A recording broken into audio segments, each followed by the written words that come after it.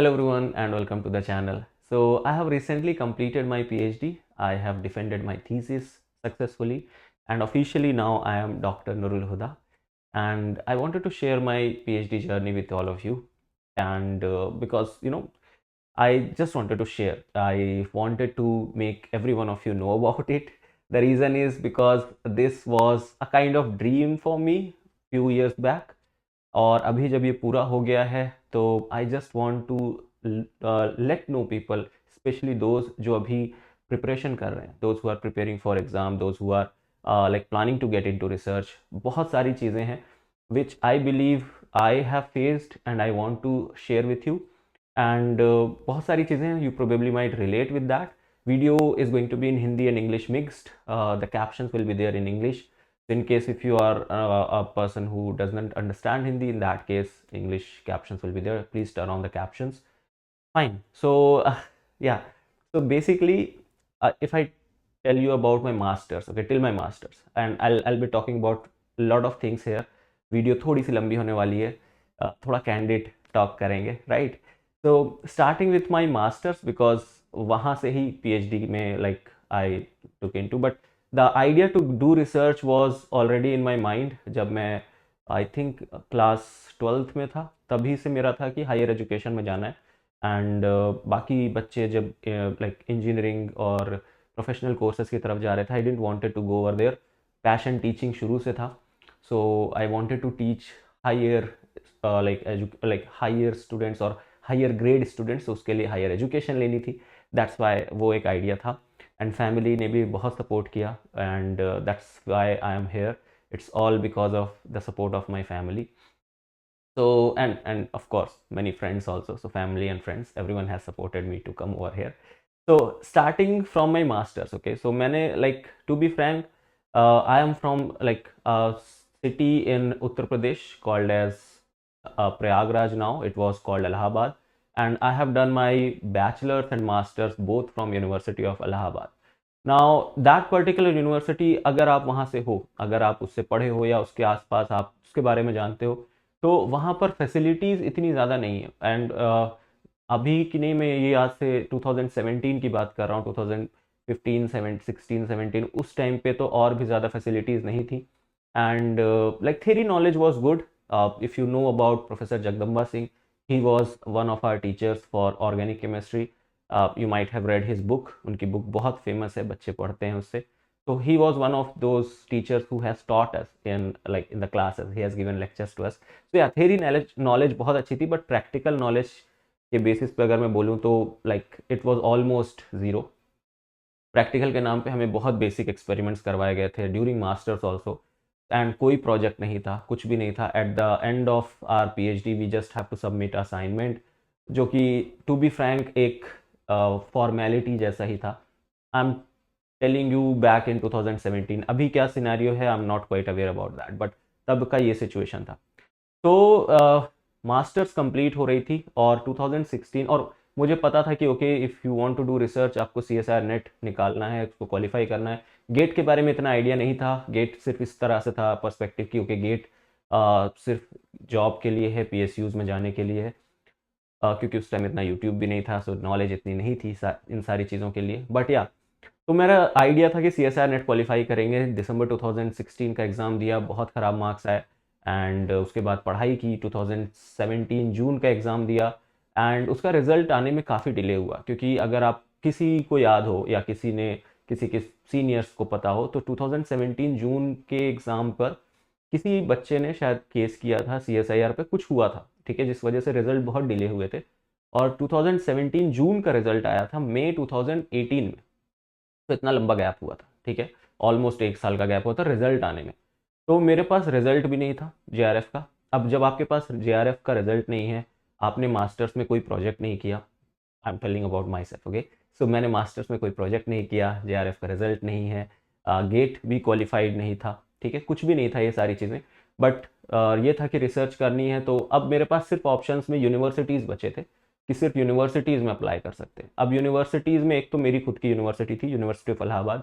उसके बाद पास में ही था BHU में अप्लाई किया. मेरे कुछ फ्रेंड्स थे जिनका नेट क्वालिफाइड था और गेट क्वालिफाइड था, तो विद दैट वो आईआईटी बीएचयू के लिए भी अप्लाई कर पा रहे थे, but I was not able to do that. IIT BHU के लिए मैं अप्लाई नहीं कर पा रहा था। तो बीएचयू के लिए अप्लाई करा, अपनी यूनिवर्सिटी इलाहाबाद यूनिवर्सिटी के लिए, डीयू दिल्ली यूनिवर्सिटी के लिए। उसके बाद I also applied for Hyderabad university. तो मैंने option and also applied for Pondicherry university. Okay, so मैंने सारे ऑप्शंस रखे थे कि जितनी भी यूनिवर्सिटीज़ हैं थ्रू आउट इंडिया, जो बड़ी main universities, because she masters तक पढ़ने के बाद मुझे ये समझ में आ गया कि रिसर्च की नॉलेज यहाँ से मुझे इतनी नहीं मिल पाई है कि मैं अपने आप को एक रिसर्चर बोल सकूँ, या मैं अपने आप को हायर एजुकेशन में अपने आप को एक रिसर्च साइंटिस्ट बोल सकूँ। तो उस वो चीज़ का एक like that was there in me, ठीक है। एंड आई वांटेड कि भाई रिसर्च एटलीस्ट थोड़ी तो आनी चाहिए, लैब वर्क आना चाहिए, लैब अच्छी होनी चाहिए, इंस्ट्रूमेंटेशन होना चाहिए। तो वो सारी चीज़ों की वजह से I wanted to come out of that place. But still मैंने वो एंट्रेंस दिया वहाँ का भी, इलाहाबाद यूनिवर्सिटी का, एंड उनके एंट्रेंस एग्जाम का नाम क्रेट होता है, CRET। आई डोंट नो अब नाम चेंज हुआ या नहीं, बट उस टाइम CRET करके था, CRET. And I got rank 1 over there. Rank 1 आने का मतलब है कि आपको श्योर शॉट वहाँ एडमिशन मिल जाएगा। But and then university of Hyderabad का भी एंट्रेंस दिया था, इसका भी रिजल्ट आया इंटरव्यू के लिए। तो I came to Hyderabad. I came to, क्योंकि उस टाइम ऑफलाइन था सारी चीज़ें, तो I came to Hyderabad for interviews. और इंटरव्यू देते टाइम मैंने लाइक जब मैंने लाइक स्कूल ऑफ केमिस्ट्री देखा, वहाँ के इंस्ट्रूमेंटेशन देखे, so I was very much fascinated. And मुझे ये था कि ठीक है यहाँ लेना है, ठीक है, इलाहाबाद यूनिवर्सिटी में नहीं लेना है। That is because I don't want to fall in that loop. मैं वहीं पर नहीं रहना चाहता था कि मेरा रिसर्च नॉलेज ना बढ़े। और मैं अपने सीनियर्स को भी देख रहा था, मैंने कईयों से बात की, कई सारे सीनियर्स से बात की, and they were very generous to tell me frankly कि यहाँ पर रिसर्च की नॉलेज इतनी नहीं मिलने वाली है। And that's why they gave me very honest you know reviews you can say, और ऑनेस्ट सजेशंस। उसके वजह से मेरा डिसीजन में बनाना ईजी हुआ। And I like planned to okay join University of Hyderabad. Now the thing was कि when I came for interview, I have to choose a topic of interest. And यहाँ पर चीज़ें काफ़ी कुछ चेंज होती हैं, क्योंकि मेरा मेरा मास्टर्स जो था वो organic chemistry as a specialisation था। That was not by choice, but it was by chance I would say, क्योंकि इलाहाबाद यूनिवर्सिटी में ये एक एक तरीके से था कि जिनकी out of all the students, जो टॉप 30 स्टूडेंट्स होते थे, उनको ऑर्गेनिक, इनऑर्गेनिक, फिजिकल, एनालिटिकल, वो कुछ भी ले सकते थे। नेक्स्ट 30 स्टूडेंट्स ऑर्गेनिक नहीं ले सकते थे, वो इनऑर्गेनिक, फिजिकल या एनालिटिकल ले सकते थे। नेक्स्ट 30 स्टूडेंट्स इनऑर्गेनिक और ऑर्गेनिक नहीं ले सकते, वो फिजिकल और एनालिटिकल ले सकते हैं, और लास्ट के बच्चे जो भी बचे वो एनालिटिकल लेते। सो इस तरीके से था उस टाइम पे। तो because I told you Jagdamba Singh sir was there, and उनका एक इन्फ्लुएंस था, सारी चीज़ें थी, इस वजह से I took organic chemistry. But second year masters में मुझे समझ में आया कि organic chemistry is not my cup of tea. और ऑल्सो CSR नेट का एग्जाम देते टाइम भी मुझे समझ में आया कि organic chemistry is not that like probably I am not made to read और understand organic chemistry. It's not like कि मुझे आती नहीं है, बेसिक्स अच्छे से आते हैं, बट जहाँ पे वो नेचुरल प्रोडक्ट्स और जहाँ पर वो टर्पीन्स, टर्पिनॉइड्स और ड्रग्स, ये सारी चीज़ें जहाँ पर आ गई, चीज़ें याद करने वाली आ गई, वहाँ से मैं थोड़ा सा डिटैच होता चला गया ऑर्गेनिक केमिस्ट्री से। And I started devoting more time to physical chemistry, and या दैट इज़ अनदर थिंग। तो when I came for interview in Hyderabad, in the university of Hyderabad, तो सबसे पहला क्वेश्चन तो ये था कि मेरे पास कोई प्रोजेक्ट नहीं है, टॉपिक ऑफ इंटरेस्ट कैसे चूज़ किया जाए, ठीक है। सो मुझे पढ़ाई करते time while I used to study, मुझे और NMR स्पेक्ट्रोस्कोपी बहुत पसंद था। कौन सा NMR? ऑर्गेनिक NMR, ठीक है, जो ऑर्गेनिक केमिस्ट्री का NMR स्पेक्ट्रोस्कोपी होता है, by like we use to deduce the structure of the molecule. वो मुझे बहुत ज़्यादा पसंद था, एंड आई वॉन्टेड कि मैं उसी से रिलेटेड किसी चीज़ में रिसर्च करूँ, ठीक है। So when I came to University of Hyderabad, I went into the room for my interview. So the first question was, what is your like my name and all, and then they asked what is your topic of interest, what topic you want to do research in. So some of the professor, they already said, they said to me that obviously you will do in organic because you are organic chemist. But there I said no, I don't want to do in organic chemistry, I want to do in NMR spectroscopy. Now तब मेरे दिमाग में ये था कि NMR spectroscopy में organic molecules को ही NMR लाइक स्टडी करेंगे, बट और NMR spectroscopy is way different than that. ये पूरा फिजिकल केमिस्ट्री है, NMR स्पेक्ट्रोस्कोपी पूरा फिजिक्स है एक्चुअली, जहाँ पर प्रोटीन NMR होते हैं, like 2D 3D NMR। So because of that, like I went into the interview, but the questions were asked based upon organic NMR. Okay, I was lucky enough, I would say, क्योंकि जो expert थे, जो मेरे guide थे बाद में, जो protein NMR के थे वो उस टाइम पैनल में प्रेजेंट नहीं थे. Okay, so I was asked, the questions were asked by from the organic like experts. तो उनके क्वेश्चंस भी ऑर्गेनिक रिलेटेड थे जो मैंने किया था मास्टर्स में. As I said, theory knowledge बहुत अच्छी थी हमारी, so I was able to answer them. They asked like how you are gonna separate these two molecules through NMR technique. I was able to tell. Then some generic questions like TMS क्यों use करते हैं as a reference and all those things. तो interview went well. उसके बाद merit list आई and I was there in the list and I got admission. And while taking admission आपको choice होता है कि आप अपना सुपरवाइजर चूज़ करते हो. वहाँ पर मैंने अपने सर को चूज़ किया, who was expert in NMR spectroscopy, protein NMR spectroscopy. I choose this lab. जब मैं इस लैब में आया तो मुझे पता चला कि ये लैब में क्योंकि मेरे लिए सब कुछ नया था, बिकॉज एज आई सेड हमारे पास प्रैक्टिकल नॉलेज नहीं थी. सो सब कुछ जो भी था सब कुछ नया था, राइट. तो जब मैं लैब में आया तो पता चला ये प्रोटीन एनएमआर लैब है, यहाँ बायोफिजिक्स होती है. It's not organic lab, it's not inorganic lab, it's biophysical lab. अब मुझे बायो भी सीखनी थी और फिजिक्स जो मुझे आती थी थोड़ी बहुत, थोड़ा बेसिक थी उसकी नॉलेज, वो भी अप्लाई करना था. So I started well, and my supervisor was super supportive. I would say I think it was him जिसके जिनके वजह से मेरा PhD बहुत स्मूथ हुआ. He was so helpful in all the way, and yeah, like I was lucky enough to get good people around me, and I would say I'm blessed with that. Touch wood.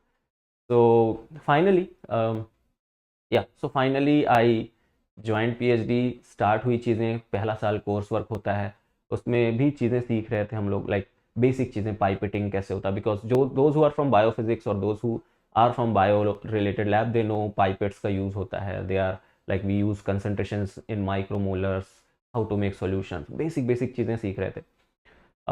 And I was curious enough to learn more things. तो मैं अपने दोस्तों की lab भी जाता था, उनके lab में जाकर, क्योंकि वो भी मेरे लिए नया था. जो ऑर्गेनिक लैब होती थी, TLC प्लेट चेक करना, कॉलम कैसे लगाते हैं, कैसे सेपरेट करते हैं चीज़ें, मैं वो भी सारी चीज़ें, रोटा कैसे सेट करते हैं, कैसे HCl को सेपरेट आउट किया जाता है, सारे सॉरी हेक्सेन कैसे इवेपोरेट करते हैं. So many things were there जो मैं सीख रहा था, because I was very naive. कुछ नॉलेज नहीं थी, मैं एज अ बिल्कुल नया नया बच्चा गया था in research. Okay, it took time and things were going well. Slowly slowly करते करते, my supervisor was supportive, my labmates, one of my labmate, he was very nice to me, and we both worked in collaboration, and we published one of our research in the year of 2019, starting of 2019. Then in 2019, many things happened. I don't want to talk about those, but yeah, those were my personal life. Things happened in my personal life. बहुत सारी चीज़ें हुई मेरी personal life में. 2020 was COVID, so 2 साल वहाँ चले गए. Then we again came back to the lab in 2020, last November, December of 2020. 2021 में भी लैब ओपन बंद हो रही हैं बिकॉज सेकेंड वेव आई थी, सारी चीज़ें थी. बट या स्लोली वी प्रोग्रेस्ड, और फिर हमने काम करना शुरू किया. मास्टर्स के बच्चे आना शुरू हो गए, जो कि यहाँ अगर आप जाओगे यूनिवर्सिटीज़ में और बाकी जगहों पर, तो जो अच्छी IITs आइजर्स हैं, आप देखोगे कि वहाँ पर मास्टर्स में लास्ट के 6 मंथ या 1 year is a project. Okay, they have to go to the research lab and वहाँ उनका प्रोजेक्ट होता है.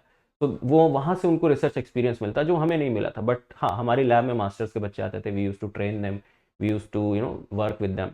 सो धीरे धीरे चीज़ें सीखी मैंने, टाइम लगा चीज़ें सीखने में. But in the year 2023, I published 3 research papers as a first author. I published 2 research papers as second author. So all in all, I currently I have 6 research papers as first author and second author, and many 2 3 more are there which are to be published. So yes, I have got a good academic record, I would say, considering जो मेरी knowledge थी masters में. So अगर मैं graph की बात करूँ during my PhD, how my graph has changed. So yes, it went really well, and it went quite high because there were some bumps. Of course, वो होता है. PhD आप ज्वाइन करोगे तो आपको समझ में आएगी, बहुत सारी चीज़ें चाहिए होती हैं आपके PhD में. आपका टाइम, आप एक टाइम पे डिप्रेस्ड फील करते हो, एक टाइम पे आपका रिजल्ट्स अच्छे आ रहे होते, एक टाइम पे नहीं आ रहे होते. तो बहुत सारी चीज़ें होती हैं जो आप फेस करते हो. But at the end, things went well, and at the end of 2023, on 20, I submitted my thesis on 27th of June 2023. Okay, so that was the day जब मैंने पीएचडी थीसिस सबमिट कर दी. उसके बाद वो thesis जाती है like externals के पास, वो उसको रिव्यू करते हैं, फिर वो रिपोर्ट बनाते हैं, फिर वो भेजते हैं, तब वो डिफेंस होता है. So that process took a lot of time.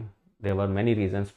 I don't know what, but yeah, it got delayed. But at the end, on 26th December 2023, I uh, defended my thesis successfully and was declared as Dr. Noorul Huda. So यहाँ पर जो चीज़ें मैं आपसे share करना चाहता था वो ये थी कि बहुत सारे बच्चे मुझसे पूछते हैं कि सर मेरा मास्टर्स में कोई प्रोजेक्ट नहीं है, मैंने कभी रिसर्च या रिसर्च का एक्सपीरियंस नहीं है, तो क्या मैं पीएचडी कर सकता हूँ, क्या मैं रिसर्च कर सकता हूँ. See, that's what your answer is. ठीक है, मैंने किया है. ठीक है, and I am not boosting over here, but I just want to make you believe this thing कि हो सकता है, इट्स पॉसिबल. ओके, ये ऐसा नहीं है कि आपको रिसर्च की प्रायर नॉलेज हो. हाँ, ईजी हो जाती चीज़ें. मैंने बहुत सारे लोगों को देखा जिनको रिसर्च का एक्सपीरियंस होता था या जिनके पास प्रोजेक्ट का एक्सपीरियंस होता है, वो जल्दी ग्रैप करते हैं चीज़ें. उनके लिए चीज़ें आसान होती हैं, उनको पता है किस तरीके से चीज़ें यूज़ करनी है, सो उनके लिए चीज़ें ईजी हो जाती हैं. बट जब आप बिल्कुल नाइव जाते हो, आप एक अच्छे इंस्टीट्यूट में जाते हो, तो आप वहाँ पर आपको थोड़ा टाइम लगता है सीखने को. टू बी फ्रैंक, शुरू के 2 साल मैंने भी बहुत सारी चीज़ें स्ट्रगल की. यूवी कैसे रिकॉर्ड करते हैं, फ्लोरेसेंस कैसे रिकॉर्ड करते हैं, छोटी छोटी सी टेक्निक्स लाइक पाइपेट्स को कैसे वापस रखा जाता है, कैसे चीज़ें धुल के साफ रखी जाती, बहुत सारी चीज़ें. ठीक है, बहुत सारी लैब को कैसे मेंटेन करते हैं एज अ पीएचडी स्टूडेंट, सारी चीज़ें हम लोगों ने सीखी. एंड 2 साल के बाद आपको 2 साल लगेंगे वो. ठीक है, उसके बाद आप अपने काम पर प्रोग्रेस करना शुरू करोगे. उसके बाद आप सीखते चले जाओगे. ठीक है, द ओनली थिंग इज कि आपको अपने ऊपर भरोसा रखना होगा एंड आपका गाइड अच्छा होना चाहिए. मैं इस चीज़ में बहुत लकी था कि मेरे गाइड बहुत अच्छे थे. ही वॉज वेरी सपोर्टिव. उन्होंने कभी ये नहीं कहा कि तुम्हें ये नहीं आता, तुम्हें वो नहीं आता. He taught me. जो चीज़ नहीं आती थी उन्होंने मुझे बताया कि ये चीज़ ऐसे होती है. ठीक है, and he was super helpful in many ways. Okay, and even जब पर्सनल लाइफ में इश्यूज आए उस पर भी उन्होंने सपोर्ट किया. So I am really thankful to him and that's what it is. I was lucky enough to get that. तो इसीलिए मैं हमेशा जब भी आपको सजेस्ट करता हूँ, जब भी किसी को भी सजेस्ट करता हूँ, तो इंस्टीट्यूट इतना मैटर नहीं करता है. हो सकता है मैं कोई आईआईटी जाता, ठीक है, किसी बहुत टॉप इंस्टीट्यूट में हो सकता है मेरा एडमिशन हो जाता, और उसके बाद ये होता है कि मुझे गाइड अच्छा नहीं मिलता, मेरा एक्सपीरियंस ख़राब होता वहाँ पर. ठीक है, एंड वो सारी चीज़ें भी होती हैं लोगों के साथ. बहुत सारे बच्चे हैं जिनके साथ ऐसा होता है. ठीक है, so I was lucky enough that I got good people around me at a time when I needed them. ठीक है, and for that I thank to God, I thank to the blessings of everybody around me, my parents, and finally I'm here. Okay, so yeah, there are so many things I want. There are like इसके बारे में बात करते ही जा सकते हैं. और क्योंकि एक 6 साल की जर्नी थी, 6 साल में 1 साल कोविड का निकल गया, but fine, let's consider that also.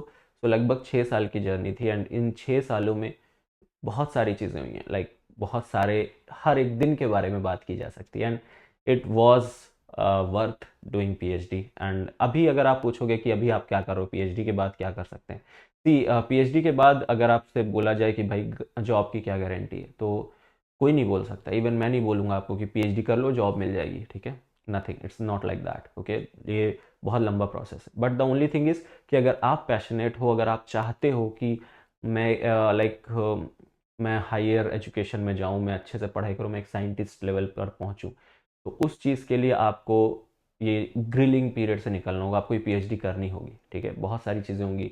लोग आपके आसपास हो सकता है ये भी बोले कि कितना पढ़ाई कर रहे हो, इसका क्या फ़ायदा, बहुत सारी चीज़ें. ठीक है, मैंने भी सुनी है, like from relatives, from neighbours, बहुत सारी चीज़ें. But you have to keep ignoring those things. ठीक है, क्योंकि you have to look upon the broader picture. PhD करना अच्छी जगह से इज़ वेरी इंपॉर्टेंट, अच्छी लैब से, एंड जहाँ पर इंफ्रास्ट्रक्चर हो, जहाँ पे आप चीज़ें सीख पाओ, that is very important.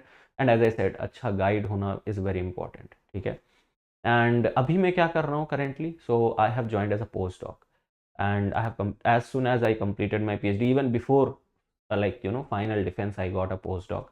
And again, I will make a separate video on that, where how I got so many things. I will make a separate video. If you guys want that, I'll do let me know in the comment section. I'll try to make a video related to that.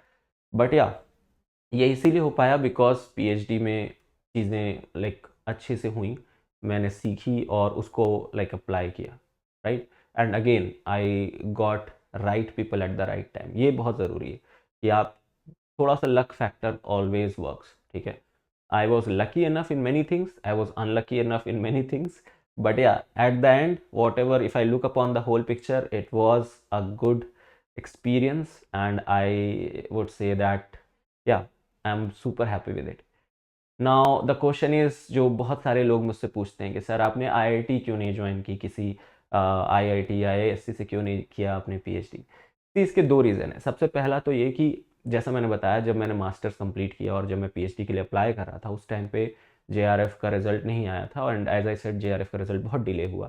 तो because I was not having any result, any report, any certificate of JRF, तो मैं eligible नहीं था to apply in IITs, and GATE भी नहीं qualify किया था मैंने, वो वाला 2017 वाला गेट क्वालिफाई किया मैंने 2018 वाला, ठीक है। तो दैट इज़ वन रीज़न, ठीक है, कि मेरे पास रिजल्ट ही नहीं थे कि मैं आईआईटीज़ के लिए अप्रोच कर पाता। दूसरा रीज़न ये था कि जब मैंने ज्वाइन करा यूनिवर्सिटी ऑफ हैदराबाद, उसके बाद रिजल्ट आने में थोड़ा डिले हुआ। It was blessing in disguise, you can say.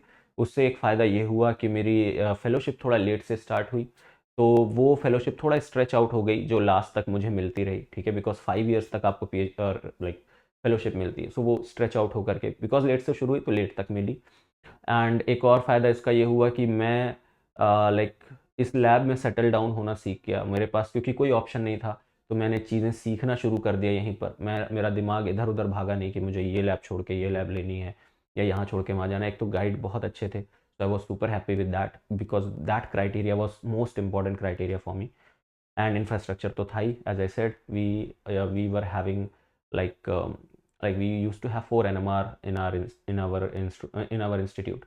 And जो काम मैंने किया throughout my PhD, that was on biophysics, as I said, and it was related to protein transformation through mesophases. I just want to make sure to let you guys know the title of my thesis. So the title was Protein Transformation Through Mesophases, Studies with Sodium Dodecyl Sulfate and Electric Field. So throughout in this particular thesis, what we have done, or in this particular whole project, what we have done, we have seen how protein conformation changes in the presence of like sodium dodecyl sulfate as a surfactant, and also in the presence of electric field. So that's what I have studied throughout my thesis and throughout my PhD. And there were many side projects also. बहुत सारी चीज़ें और भी सीखी मैंने, because एक अच्छा guide आपको encourage भी करता है और चीज़ें सीखने के लिए। तो I learned protein like molecular docking. I learned simulations. I have performed molecular docking simulations for my colleague. उसकी वजह से मुझे as a co-author papers मिले. I have also helped my colleagues to to do their projects related to, they were doing extensive NMR, so we were doing those also. So all in all, like throughout my PhD, I learned many techniques. बहुत सारी चीज़ें सीखी. Also protein purification and protein expression and purification, वो भी सीखा. That took me, that helped me to get a postdoc actually. तो बहुत सारी चीज़ें हुई जो कि आप PhD के दौरान आप सिर्फ अपने प्रोजेक्ट को नहीं, और भी सारी चीज़ें सीखते हो जो आगे चल के आपको हेल्प करती। तो I know the video is quite long, बहुत लंबा वीडियो हो गया, बट बहुत सारी चीज़ें थी, मैं पता नहीं ऑर्डर में भी बोल नहीं पाया हूँ। But yeah, I have not made any points for that also. I'm just talking my heart out. I hope whatever I said you might have related to it. थोड़ा बहुत मोटिवेशन मिल गया होगा इससे, ठीक है। कोई क्वेश्चंस हो तो आप कमेंट सेक्शन में बोल सकते हो। Regarding post doc, if you want, I will make a separate video. और इस पर्टिकुलर चैनल में, ऑल अबाउट रिसर्च चैनल पे, I am planning to make videos more extensively related to how you can approach labs, like how you can write down email. बहुत सारी चीज़ें हैं, ठीक है, जो कि डिस्कस करनी है। So subscribe to the channel. Videos थोड़ा रेगुलर हो जाएंगी अब। I think every week I will definitely try to upload 1 or 2 videos also. Yeah, there are so many things we'll discuss in the next video. Okay, so that's all for this particular video. Thank you so much for watching, and thank you so much for being a part of this journey, because मैं उसी time से मैं YouTube भी कर रहा हूँ. So you all, most of you are with me throughout this journey. So I'm really thankful to each and every one of you, and thank you so much for being over there. And because I was doing YouTube, I was doing research, so कभी कभी ये होता था कि ये research में result नहीं आ रहे हैं, बट यूट्यूब पे वीडियोस में व्यूज़ अच्छे आ रहे हैं, कमेंट्स अच्छे आ रहे हैं. So that was also one of the motivation which I used to get. So thank you so much for that. And that's all from my side for this video. Thank you so much. See you guys in the next one. Stay tuned for, and yeah, do let me know if you want a video on postdoc. And take care. See you guys in the next one. Bye bye.